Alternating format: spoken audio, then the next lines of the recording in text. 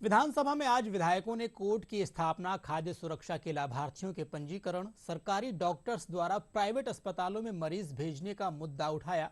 विधायक जसवंत यादव ने सदन में बहरोड़ में समुचित आधारभूत सुविधाएं उपलब्ध होने के बावजूद जिला एवं सत्र न्यायालय नहीं होने का मुद्दा उठाया। इस पर विधि एवं कानून मंत्री जोगाराम पटेल ने गंभीरता से विचार करने का आश्वासन दिया।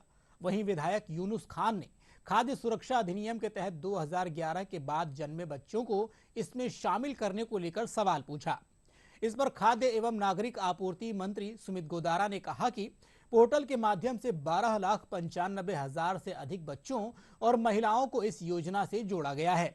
वहीं प्रश्नकाल के दौरान विधायक बहादुर सिंह कोहली ने पीपीपी मॉडल पर संचालित स्वास्थ्य केंद्र और सरकारी डॉक्टर्स द्वारा प्राइवेट अस्पतालों में मरीज भेजने का मामला उठाया। इस पर चिकित्सा मंत्री गजेंद्र सिंह खींवसर ने कहा कि शिकायत मिलने पर संबंधित चिकित्सा अधिकारी के खिलाफ कार्रवाई की जाएगी। मैं माननीय मंत्री महोदय से पूछना चाहता हूं, पहले तो मुझे आपका संरक्षण भी चाहिए। पूछिए कि पिछली सरकार ने ऐसे कर्म किए हैं कि जिले खोल दिए। कहीं जिले के दो नाम होते हैं क्या कि दो, फिर कौन से को आप हेडक्वार्टर मानते हो? तो मन चाहे फैसले कर दिए जो उनके अनुसार हुए। उन्होंने जरूरत ही नहीं थी, एक जिला बनाते दूसरा तहसील को जोड़ देते। उसमें ये हमेशा के लिए लोगों के बीच में आपसी वो करने के लिए किया। अब बहरोड़ में दो तो एडीजे कोर्ट हैं, एक एमजीएम कोर्ट है, 4 एसीजीएम कोर्ट है। वह नीमराना में एक एमजीएम कोर्ट है जो बहरोड़ एडीजे कोर्ट के अधीन ही है। 3 तहसील व 1 उप तहसील कार्यालय स्थापित है। वह 2 उपखंड कार्यालय बहरोड़ और नीमराना में स्थापित है। इसलिए बहरोड़ अपने आप में हर उसके अंदर परिपूर्ण था न्यायालय के लिए। इसी के साथ में जो है क्योंकि एक ही जवाब देंगे, इसी के साथ यहाँ मिनी सचिवालय पूर्णतः विकसित है। इसी के साथ उपखंड कार्यालय व तहसील कार्यालय के लिए भी जमीन आवंटित हो चुकी है। बहरोड़ में जिला एवं सेशन न्यायालय खोलने के लिए सभी मापदंड पूरा करता है। तो क्या सरकार बहरोड़ में जिला सेशन न्यायालय खोलने का विचार रखती है?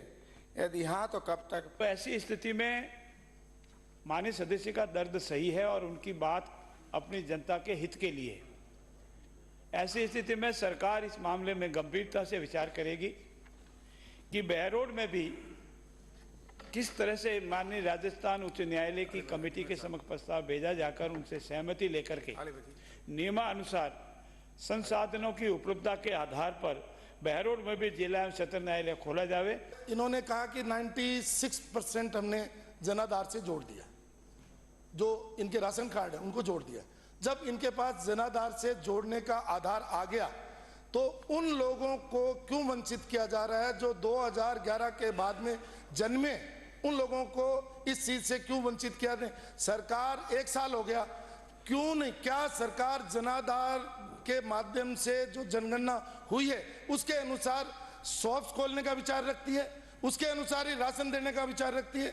इसके अनुसार ही प्रधानमंत्री जन कल्याण योजना के तहत या जो 5 किलो दिया जाता है, अंत्योदय को 35 किलो और बाकी लोगों को 5 किलो क्या देने का विचार रखती है? माननीय मंत्री जी, मैं माननीय अध्यक्ष जी, माननीय सदस्य गण को बताना चाहूंगा, डीडवाना चैनल सदस्य को, जो आपने पूछा कि 2011 के बाद बच्चे जिनका जन्म हुआ उनको जोड़ने के लिए, तो आपको बताते हुए मुझे हर्ष है कि पिछले वर्ष हमने 12,95,000 लोगों को जोड़ा। उसमें ज्यादातर जो बच्चे थे उनको जोड़ा और साथ में शादीशुदा महिलाएं थी उनको जोड़ा। क्या मैं मंत्री जी से पूछना चाहता हूं, ये भरतपुर जिले का नहीं है, पूरे राजस्थान के अंदर जो सरकारी डॉक्टर प्राइवेट हॉस्पिटलों में इलाज करते हैं, ऑपरेशन करते हैं, क्या ऐसे डॉक्टरों पर कोई कठोर कार्रवाई करने की सरकार मंत्री जी विचार करते हैं क्या? माननीय मंत्री। माननीय अध्यक्ष महोदय, सबसे सर्वप्रथम जो माननीय सदस्य ने पूछा था कि पीपीपी मोड जो है, पीएचसी जो दी जाती थी वो 2021 में कांग्रेस के रूल के समय उनको खत्म कर दिया गया था। लगभग 1 एमओ और 11 स्टाफ लगते थे और महीने के लगभग 1,80,000 से 2.5 लाख रुपए तक के व्यय जो है सरकार उनको पैसे देती थी, तो वो जो है 2021 में खत्म हो गए और आगे विचाराधीन भी नहीं है।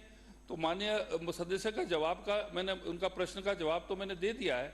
अब ये पूछ रहे हैं कि जो हमारे जो सरकारी डॉक्टर है वो रेफर इधर करते हैं वो उधर करते हैं, ऐसा कोई भी अगर शिकायत आती है तो हमें बताया जाए, हम सख्त उस पर कार्रवाई करेंगे।